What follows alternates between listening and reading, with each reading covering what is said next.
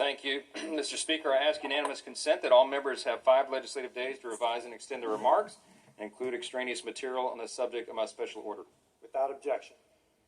Mr. Speaker, this week, House Republicans will pass a resolution condemning the actions of New Mexico Governor Michelle Lujan Grisham, a former member of this body. Late on a Friday night earlier this month, the governor took action to suspend open carry and concealed firearms in her state. Yeah, you heard that right. She claimed so-called emergency powers to combat a public health crisis, she said. And on a whim, she attempted to restrict the Second Amendment rights of every law-abiding New Mexico resident, the citizens of her state, the citizens of this country. Her action, of course, was overtly unconstitutional. It's functionally useless, and it will only divide Americans further. Someone with elementary level knowledge of the Constitution would, of course, know this. Fortunately, New Mexico residents and law enforcement openly defied her order, and it was panned by lawmakers across the country, even some of our Democrat colleagues in this body. Mr. Speaker, here's the interesting thing I wanted to note today.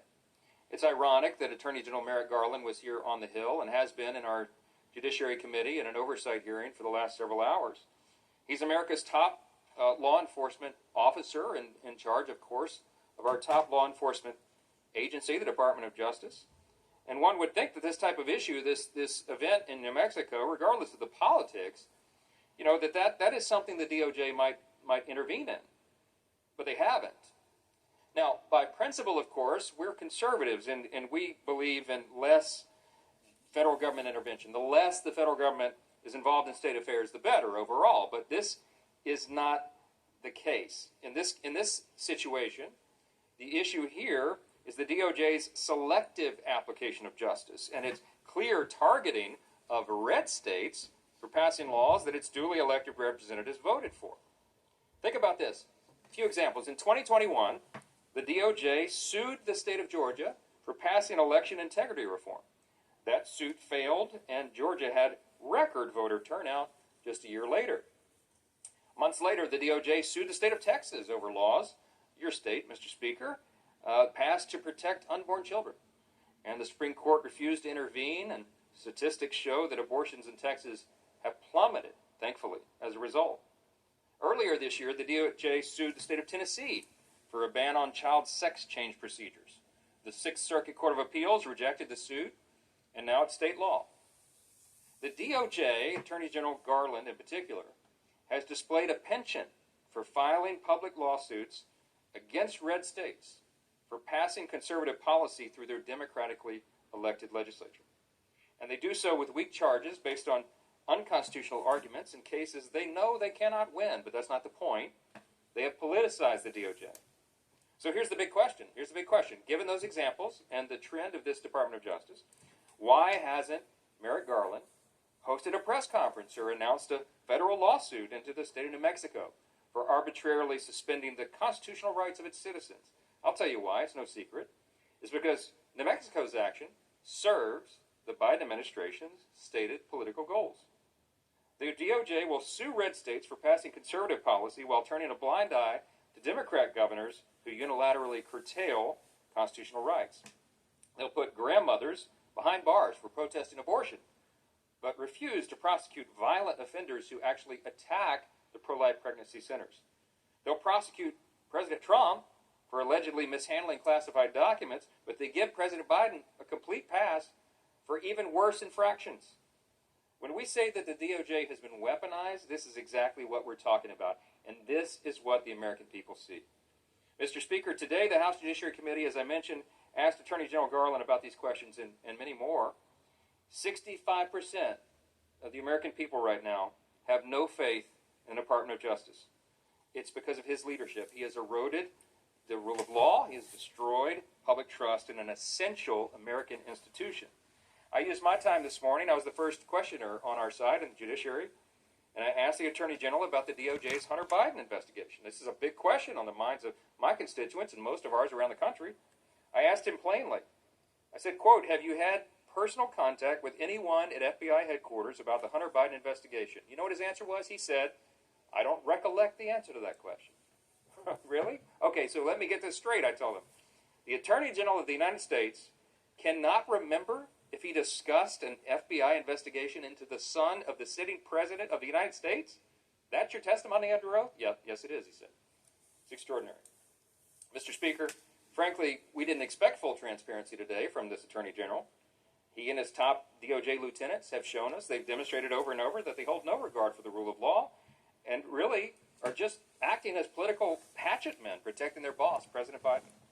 The Attorney General was clearly unwilling or unable to provide the essential answers that we needed today, and we will continue to press for them. That's our job. That's our constitutional duty on judiciary, to provide oversight over the DOJ. Mr. Speaker, we have a great lineup of members here to speak this afternoon on some very important topics to the country, and I'm delighted to yield next to my friend from the great state of New Jersey, Dr. Van Drew.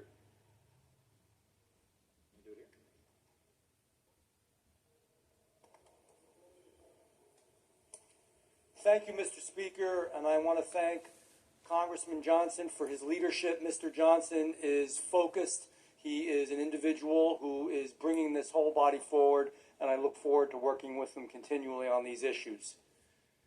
You know, there's a saying, we all know it, the truth shall set you free. The accusations made against the Bidens more than require an investigation. These accusations have painted a picture of corruption, bribery, and shameful behavior unbecoming of our executive branch. Let's talk about them a little bit. Bank records obtained by the Oversight Committee reveal almost $20 million in payments directed to Biden's associates and family.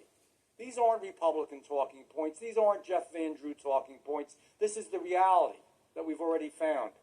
Over 150 transactions involving the Bidens have been flagged as, quote, suspicious activity. And that's not only by the banks, but also the Treasury Department. President Biden himself participated in phone calls with his son Hunter. It's a fact. Effectively acting as the merchandise that was being sold by his son Hunter, who is a salesman. And they closed deals, and we want to know what they're about. Calls that led to the funneling of millions of dollars to Hunter and other Biden family members and Hunter's associates. The list goes on and on and on. I'm only touching the surface. This is more than enough to garner the extra powers granted from an impeachment inquiry. Our goal is to get to the truth. As I said in the beginning of this conversation, the truth shall set you free. If there's nothing for them to worry about, they should welcome an impeachment inquiry. They should welcome producing the records. They should be welcoming producing the statements. It's just the truth that we want. Our duty, we have a mission, a duty, and a responsibility. Our duty is to restore the American people's faith in our institutions. Our mission is to reaffirm that no one person, no one group is ever above the law in the United States of America. This inquiry will move forward with full transparency and steadfast resolve. If there's nothing here to hide, there's nothing here to worry about. But if the allegations are confirmed, there will be and needs to be justice. Thank you, and I yield back. Thank you, my friend.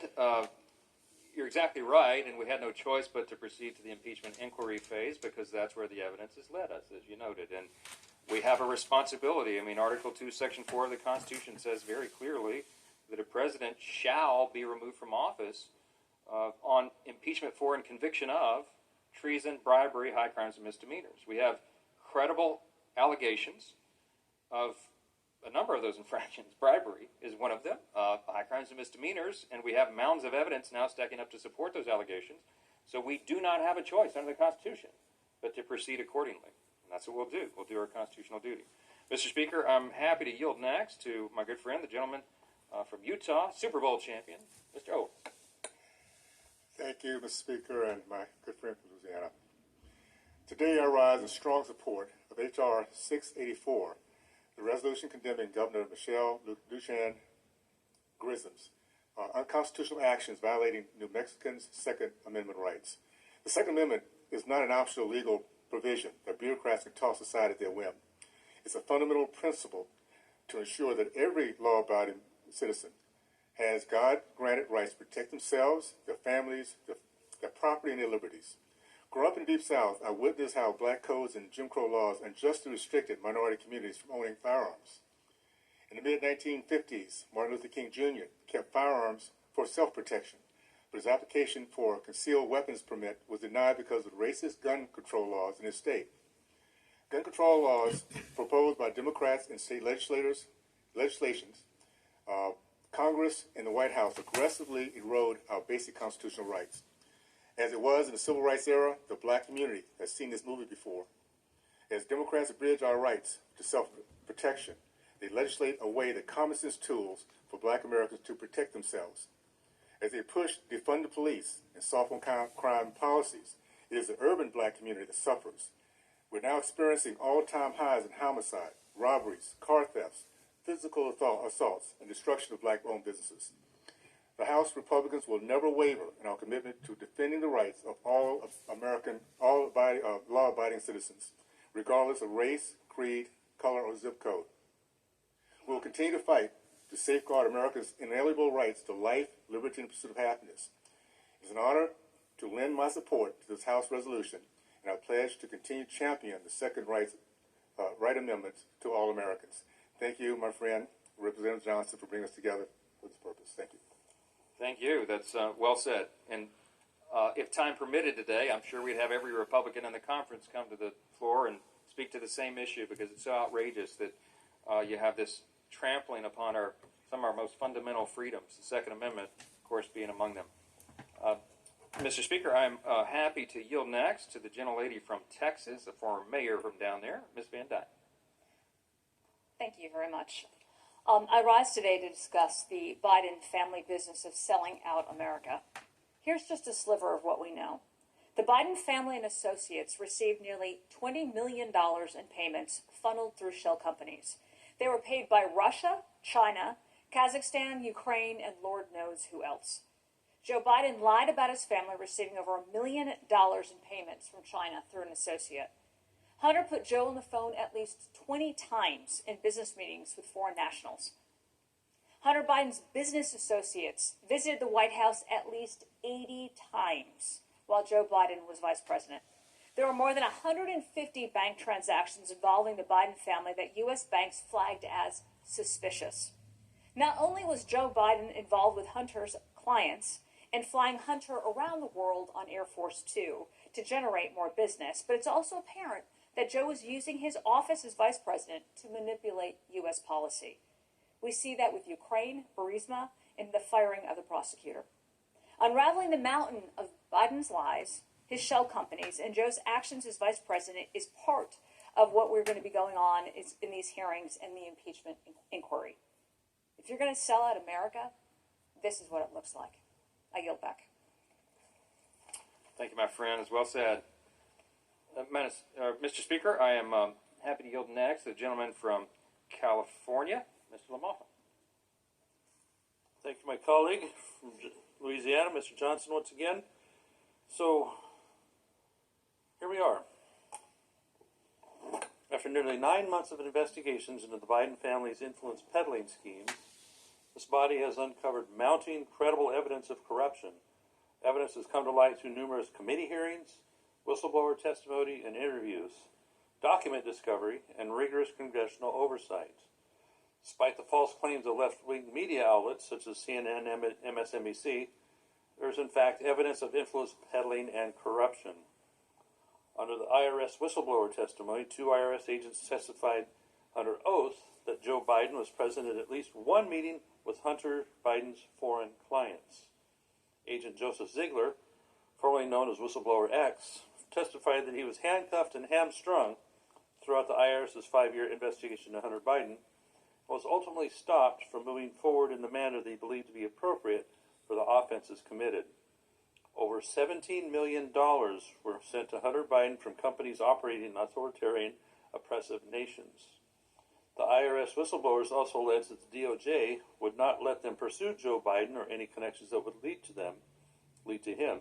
They alleged a campaign of delay, divulge, deny surrounded their requests to pursue leads that led to Joe Biden. This allegation has been confirmed by a former FBI SSA. The special counsel was appointed to obstruct congressional investigations and inquiries behind the curtain of an ongoing investigation. The testimony of IRS whistleblowers has been corroborated by the testimony of the FBI SSA and two additional colleagues that claimed that they were fired from the investigation by order of Attorney Weiss. Devin Archer's testimony to the House Committee is that Joe Biden is a brand. Archer alleges members of the Biden family used Joe Biden's position as vice president to sell power and access to interested parties. VP Biden would protect oligarchs from competent legal probes and investigation into foreign countries such as Ukraine.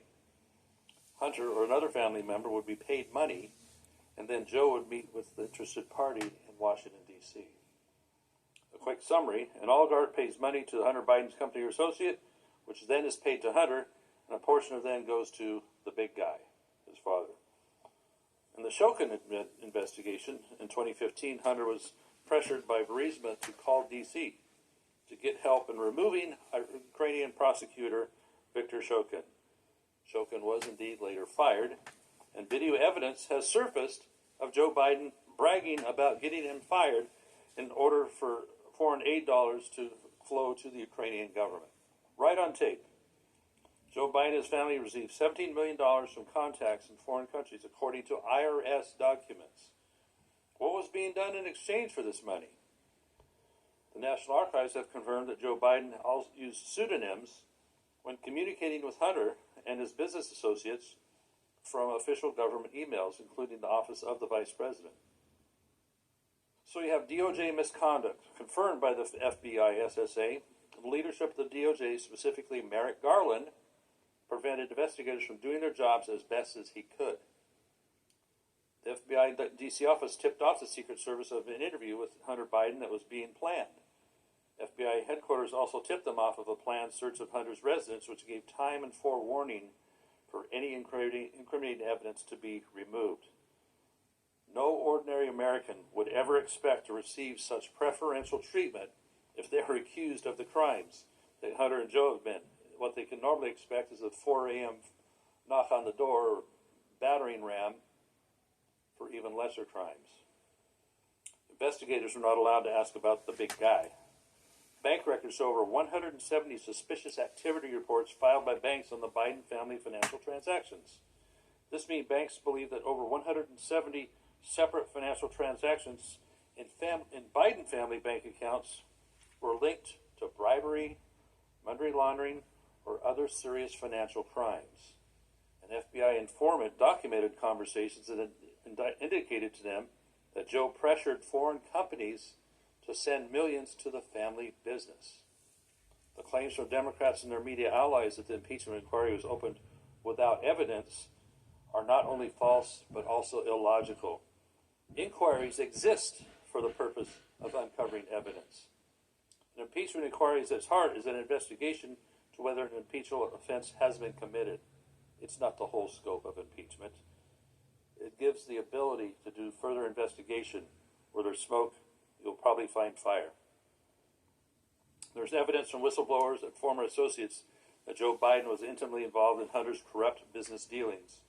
This is an impeachable offense. Allegations that since his conduct allegedly only happened when Joe was VP and not while president, thus mean that an impeachment is not possible. That is false. Impeachment conduct includes high crimes, bribery, or other misdemeanors that occurred while the accused was in a previous federal office. Joe Biden has lied about his connections to his son's corrupt business dealings for years. Now, we're not supposed to take impeachment lightly around here. Indeed, it's been abused the last few years a couple of times. But House Republicans are going to go through a process, due process, and find real evidence. So the conclusion is that despite the desperate claims of the partisan media and their Democrat allies, there's indeed mounting evidence that President Joe Biden was involved in his family's influence-selling scheme and intimately involved in Hunter Biden's corruption. An impeachment inquiry will help House Republicans get to the bottom of this, and I hope Democrats will be interested as well. And then determine whether or not there is proof of these crimes. If there indeed is, then President Biden has committed impeachable offenses. Again, impeachment not to be taken lightly, not to be just thrown around for political purpose, but utilized. This impeachment inquiry is a very important ability for Congress to answer the questions that many, many American people are asking about the obvious corruption that is coming forward thanks to whistleblowers and others that are bringing this evidence to the front. So with that, let's proceed. Let's do this properly. I thank my colleague. I yield back. Thank you, my friend. It's very well said. And look, let's hasten to say we take no pleasure in this. There's a lot of big challenges that the country needs to fix. We don't want to spend time and resources investigating the president, impeaching a president. Next to declaring war, that's the heaviest power that we have in the House of Representatives. But Article 1 of the Constitution does give us, quote, the sole power of impeachment here. And so we have no choice in the matter. Given the evidence, given the allegations, we have to pursue it. And we will. And we're often asked, why is the House majority, why are the House Republicans spending so much time investigating? If we had not done these investigations, we wouldn't have all of this evidence. Why? It goes back to the theme of what I was saying earlier. Because the Department of Justice is simply not doing its job. Under normal circumstances, the DOJ would be investigating all these allegations of corruption, but they simply look the other way. As I noted earlier, Attorney General Garland, who's just now leaving the Judiciary Committee, has been here all day. He's abused his department to pursue political agendas. He's sued conservative states over their local policies. He's raided the home of President Biden's main political opponent. His department is obstructing at the same time the Hunter Biden investigation and impeding the House's impeachment inquiry into President Biden. What are we to do? We were home on the August district work period, and I was doing town halls in my district in Louisiana, and I'm telling you, at every venue, the number one question everybody has is, when will there be accountability? I mentioned earlier that 65% of Americans now have no faith. They don't trust the Department of Justice. We're losing faith in our institutions because the people do not see accountability. They don't see a fair system of justice. They see a two-tiered system of justice. And it's frightening. You cannot maintain a constitutional republic if the people do not trust the system of justice. They don't believe it's fair. They don't believe that they're going to get a fair shake, that every American, regardless of who they are going to have equal justice under law. That's the threat right now. There's nothing more serious than that. And so we will pursue the truth, and we will follow it wherever it leads. And we'll try to return that accountability to the people. Mr. Speaker, I will end the special order hour here and yield back the balance of my time.